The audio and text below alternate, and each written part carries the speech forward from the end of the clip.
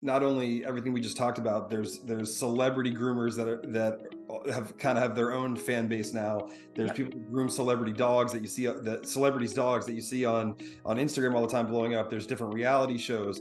When I first walked into Groom Expo so many years ago and I first met the team for the first time, my eyes were like saucers, knowing that this world exists in the first place and it's as massive as it is and it's only grown.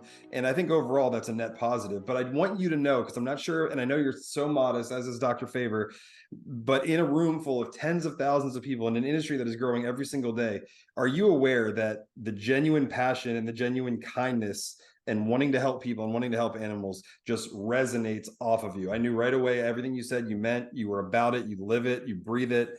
And are you aware? It's like an ooze. It's like a healthy, wonderful, beautiful ooze I of don't, passion. I'm not aware. To be honest with you, I'm not aware of it. I'm just really passionate. Well, it resonates off of you, and everybody that's around you knows right away. Like, wow, that. And it's you, and I don't mean to make you feel singled out. It's the whole team, and I think you bring on the Yeah. right people who really genuinely care and are in it for the right reasons. So that is so hard to do nowadays. And you and Dr. Faber have that down to a science, I believe. Well, I work with a great bunch of people. If they weren't great people, we wouldn't be working with them. Um, and it is challenging at times to be in the grooming industry.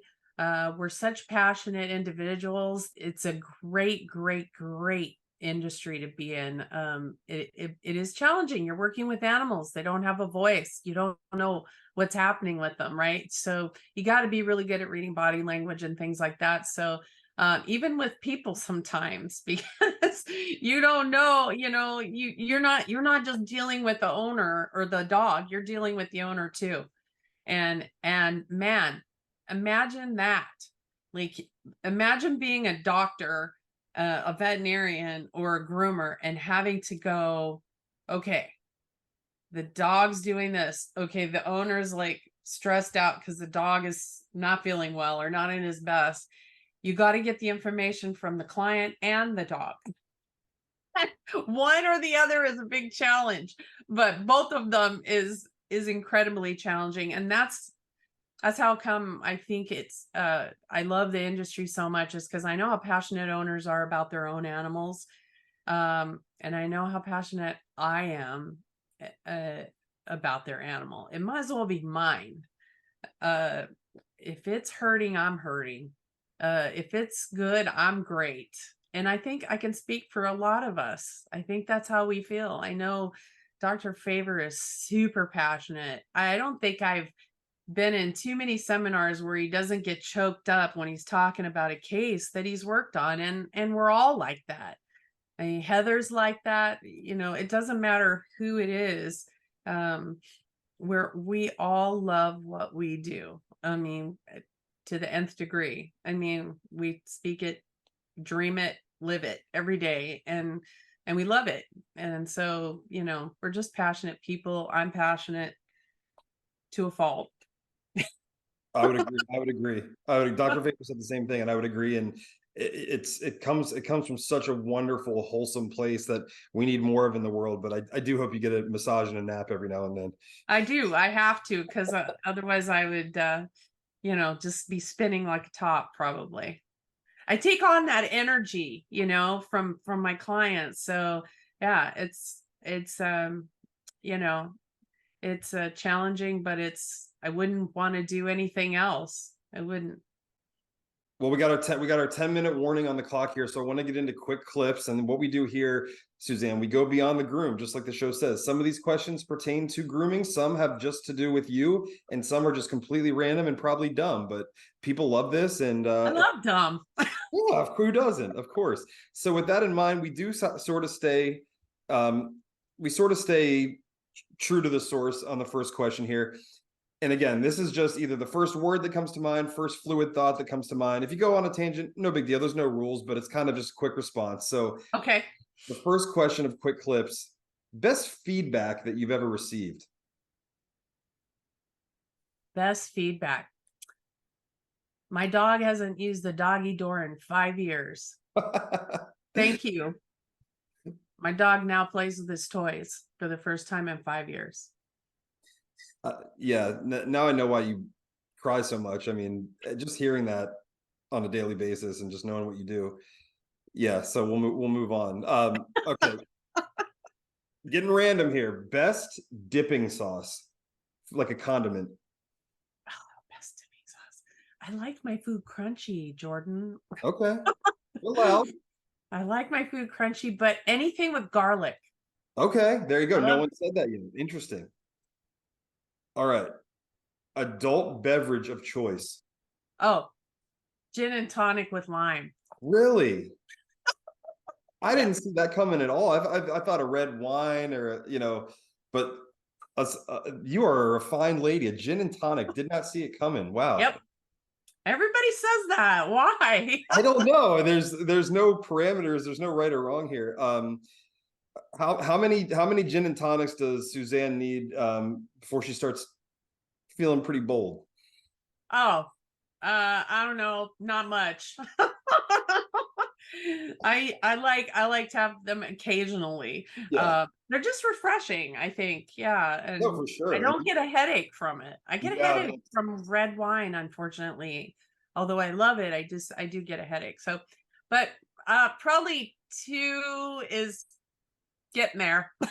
I'd say that's reasonable and responsible. The day I turned 30, it's like 2 glasses of wine. I feel like I drank battery acid the next day. I'm like, Yeah, what is not happening? so much. Yeah, yeah, It's so unfair. yeah. Um, all right, this is a fill in the blank question. When I don't feel like it, blank. Leave me alone. See, I thought you were going to come at me with something like, "Oh, I do it anyway because I'm Suzanne and I'm professional. I do the work." But I love your answer way more. That's fantastic, and also good advice for husbands, friends, Yes. and the like. All right, what is your favorite movie of all time? The Wizard of Oz. Oh, are you currently watching or streaming any television shows? And if so, what do you like? I love Yellowstone. Something told me you were going to say that. What is it about Yellowstone that just resonates so well? I'm behind on it, but I know how good it is. Is it? I feel I knew that was going to be in your wheelhouse. The scenery and the picturesque and the everything. Yeah, I love the characters. I think it's well thought out. I think it's like I get lost in it. Hmm. Um I it might as well be happening to me if I'm watching it. I for whatever I take on those personas and I get lost. Like I'm I'm there. I'm living it. And it's a place that I think I would love to be. And some of the situations, I don't know, man. That I gotta say, I love Beth. be Absolutely, be a Beth. absolutely. She might be my alter ego, maybe. That interestingly transitions to my next question. If Suzanne does not become a groomer extraordinaire and part of Team ISB, what career path does she take? Oh, I definitely would have been. I would have worked with exotic animals. I would have continued that path. I did. I was working there before I got into grooming, and some life changes happened. The facility I was working at, and so I was going to have to move out of California to Florida, and I wasn't willing to leave my parents. Not because they were elderly or anything, but because I love them so much. I could never live anywhere but where they were. Yeah, I would be working with exotic animals. I raised bears and chimps and helped raise them and care for them. And you know I'd probably be in conservation. That's kind of taking that turn now, with them. I'm super fascinated by grizzly bears and the big brown bears in Alaska now. That's kind of my new passion. So yeah. What is a part of your job or industry that you could really just do without? But the drama. There's a lot of drama in our industry. I don't do drama well. I don't like it. I love everybody and I want everyone to love me, and I know everybody doesn't, and I'm okay with that, but I want that for us, all of us. I want that for all of us too. That's heartwarming. Now, Suzanne, this is decades and decades and decades and decades from now. Okay, so when you finally reach the pearly gates of the afterlife, whatever you believe in, whatever your higher power is, what do you hope he or she says to you when you arrive? Right over there is the door to all the animals. You go, they're waiting, every one of them. Can you imagine? That's what could be better? Another fill in the blank. Working with my husband is. Amazing. I don't know that everybody could pull that off. And, and I feel like you guys do it so well. And, like the young kids say, the hashtag relationship goals, you guys embody that. I don't know how you do it because, like, every significant other I've ever been with gets very sick of me very quickly. So, how are you able to balance that?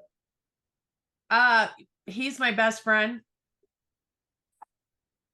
That- I mean, what do you do? I mean, I think I met the most perfect human being for me. I mean, I'm sure I'm not everybody's cup of tea, and I'm sure he isn't either, but we found each other and we make each other better. I believe that 100%. And by doing that, we make somebody else better, you know?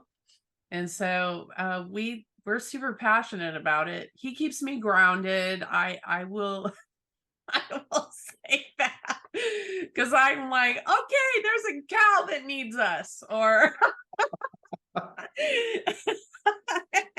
and he's like, whoa, that will not fit in the back of the truck to go to Colorado. So, I say, well, you're right about that, but they do make bigger cars. So, so anyway, yeah, he's my best friend. We work well together.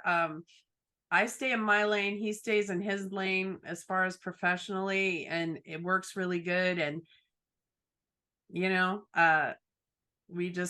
meld. I want to thank you so much for your time. I know you're super, super busy, but this was so much fun. And I look forward to doing it again with you.